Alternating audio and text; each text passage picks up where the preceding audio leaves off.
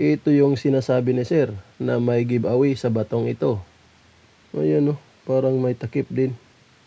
Pero bigyan natin siya ng mga simpleng gabay at payo kung ano ba ang dapat gagawin dito sa area niya. Panoorin muna natin itong maiksing video para masundan natin ang plastada sa lugar. Okay. Ganito yan sir.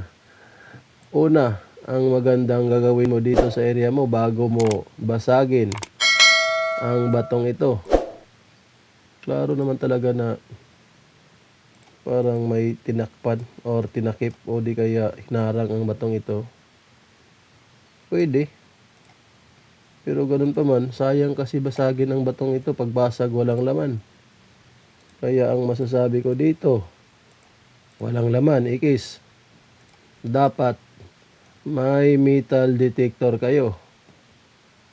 Kasi forma pa lang ng batong ito, halatadong man-made na ito eh. May guhit sa magkabilaan. Ayun ang guhit Ibalik muna natin saglit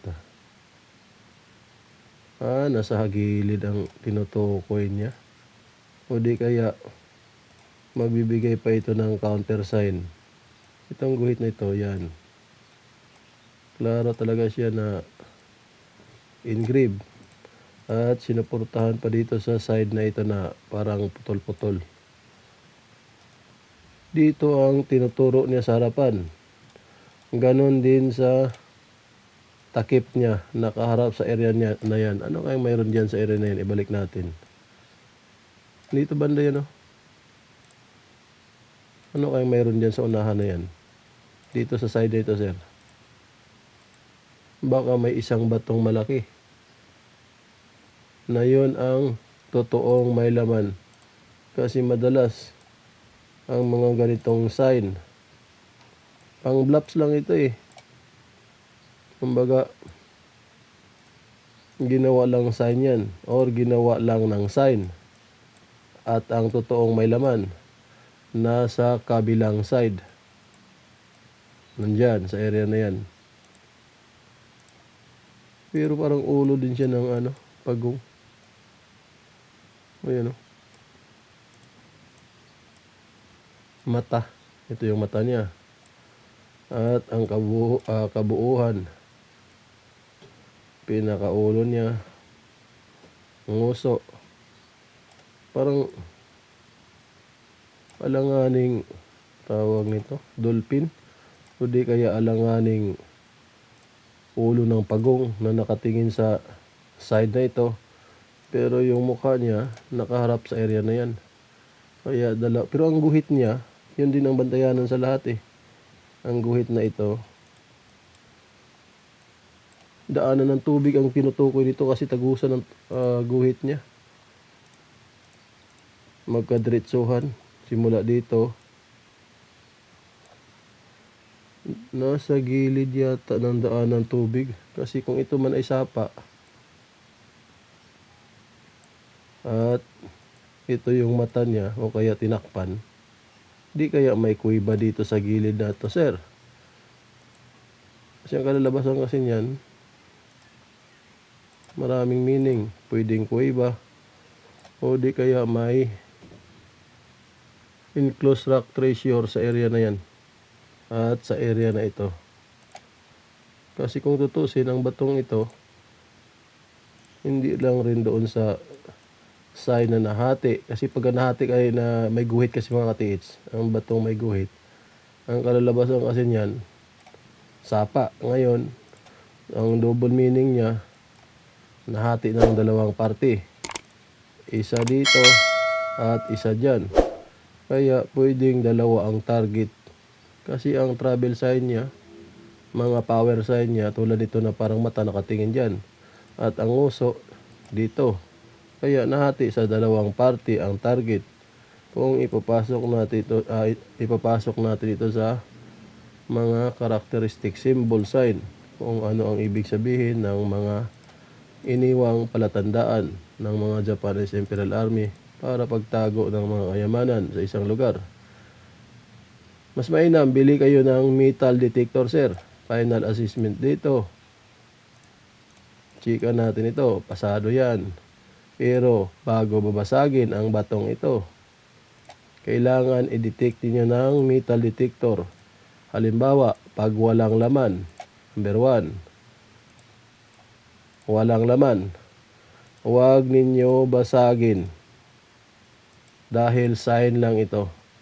Subalit, dito tayo sa pangalawa. Halimbawa, may laman. Check natin yan kasi may laman. Pwede ninyong basagin ang batong ito kasi tinunugan ng metal detector. Halimbawa, meron kayong metal detector, tinunugan siya, ay pwede ninyong basagin. Yan ang masasabi ko dito sa sign ito. Kaya huwag kayong basta-basta magbasag kung hindi ninyo na-detect ng mga metal detector ninyo. Kahit yung mababaw lang. At ilipat natin dito. Maraming video ito si sir sa area niya. Mga magagandang video pa naman ito. At magagandang sign. Ito naman yung pangalawang pinagdiskitahan ni sir. Bilog. Klaro naman talaga bilog na bilog siya. At kinalang sa batong ito parang inipit. Pwede. Pero ganun pa man, ulitin ko ulit. Dapat may metal detector kayo at i-detect ang batong yan. Kung tutunugan ng metal detector ninyo, pwede ninyong basagin. Yan ang number 1. Balik natin sa pangalawa para maintindihan talaga ninyo dahil yung ibang mga katiits natin makakalimutin. Pag dinalhan ninyo ng metal detector ang batong ito at hindi siya tinunugan, walang metal sa loob o kaya hindi man lang siya tumunog ang metal detector, huwag ninyong basagin ang batong ito dahil sign lang ito mga katiits. Pero kung ipasok natin ito sa treasure sign, yung mga pagbabasa ng mga sign, ang ibig sabihin nito ay may butas. Pag mga bilog kasi, butas talaga yan mga katiits. Na tinutukoy siya sa isang lugar. Pero ang count, may isa pa dito pala oh. Unahan. May isang bilog ko pala. Dalawang bilog. Ito sa baba, bilog kaya ito? Ito, bilog kaya ito? Dalawang bilog. Pero ang isa nasa gitna ng sapa o malaki-laki. Pwede rin sir, gamitan mo ito ng metal detector.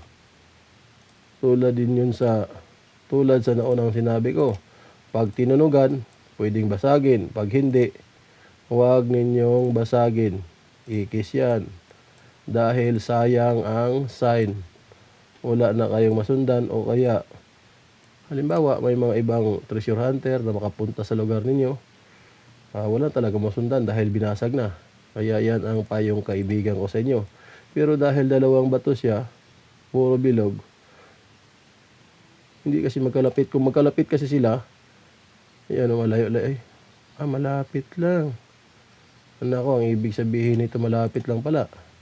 Hindi magkaabot ng 1 metro ang pagitan nila. Kaya isang meaning lang yan.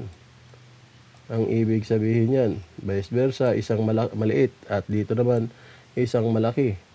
So, total, number 1, maghanap ka pa daw or maghanap ng ibang sign sa lugar. Yan ang ibig sabihin ng sign na ito, maliit at malaki. Yan, dalawang batong bilog. Maghanap ka ng ibang sign sa lugar. Pangalawa, may dalawa siyang kuweba na tinutukoy. Isang maliit, ito yon, at isang malaki. Ito yung side na yan, malaki. Yan ang ibig sabihin ng batong mga bilog na nasa lugar. Pero, napansin ko lang, nasa sapa. Kung nasa sapa ito, medyo maliit din ang sapa eh. Pwede, hindi siya matangay. At dapat sana bantayan rin ang batong ito. Kung ano ang hugis niyan. Itong nasa ibabaw niyo. Yan. Ito, yan. Kasi isa rin yan na parang palaka. Ano ba ito? Forma palaka. May butas. Nako, ito yung butas na nagbibigay ng ito. Kung saan nakatingin sa bandang taas. Pangpang siguro yung nasa taas na yan. Tinitignan niya sa taas. Bantayan niyo sir dahil pwedeng nandoon ang sinasabi niyang isang butas na sa taas. Madalas, entrada ng tunnel. Pwedeng ganon. Kuweba, chamber. Basta mga parting butas na nasa taas dahil nakatingin siya sa bandang taas. At ito naman, yung isa na sa baba. Pwede. Isang butas na sa area na ito. Pero maganda rin suriin ang batong ito eh. Hanapin niyo kung ano mga sign na nakalagay dito sa kanya. Hindi kaya may mga sign na naka-engrave, maliliit na naka-engrave, o kaya mga sign na mga butas na nagtuturo. Isang halimbawa, nandito yung butas. Yan. Na nagtuturo sa kabila na yan, side na yan, dyan sa area na yan, nagtuturo. Pwedeng ganun, dapat suriin din maigi kung ano ang mga sign na naka-engrave sa batong ito. Kaya para sa akin, dalawa ang sinasabi niyang butas sa lugar na ito. Isa na nasa baba. Dito sa baba, parting baba, dyan babanda. At ang isa, itong maliit, nasa bandang taas. Nasa taas ito dahil inipit sa batong ito. May power sign siya dito na nakatingin sa bandang taas eh. Bandang taas area na yan. Ito na yan. Yan ang ibig sabihin yan. At ito ang sundan ninyo kung saan nakatingin ang butas na ito. Sorby lang ulit sir sa taas. Kung ano mayroon dyan. Ganun talaga ang buhay treasure hunter. Pag may mga sign na dapat sundan, sundan talaga kung ano ang counter sign niya sa unahan at sasalo sa kanya para makuha ang tamang digging spot. Okay, sa pagtatapos dito sa simpleng treasure hunting guide natin, sana nabigyan natin ng mga simpleng gabay itong kasamahan natin at mahanap niya ang target sa area niya. Ulitin ko ulit, maraming salamat and God bless sa inyong lahat. Thank you mga ka-teach.